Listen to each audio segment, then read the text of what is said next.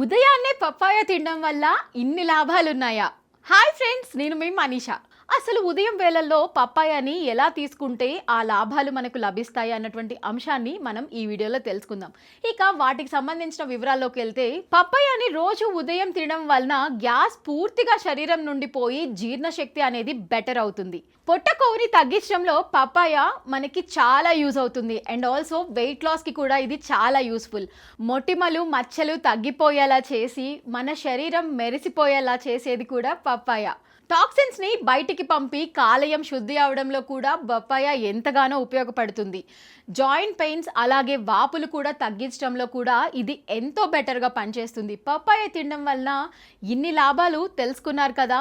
ఇప్పుడు ఎలా తీసుకోవడం వలన ఈ లాభాలు వస్తాయో తెలుసుకుందాం. ఎలా అంటే, ఉదయం లేచిన వెంటనే ఒక పప్పాయని పీసెస్గా కట్ చేసుకొని దానిలో ఏమీ కలుపుకోకుండా అలాగే తినేయండి. అలా తిన్న తర్వాత ఒక 30 మినిట్స్ వరకు వేరే ఏ ఆహారం తీసుకోకుండా ఉండండి.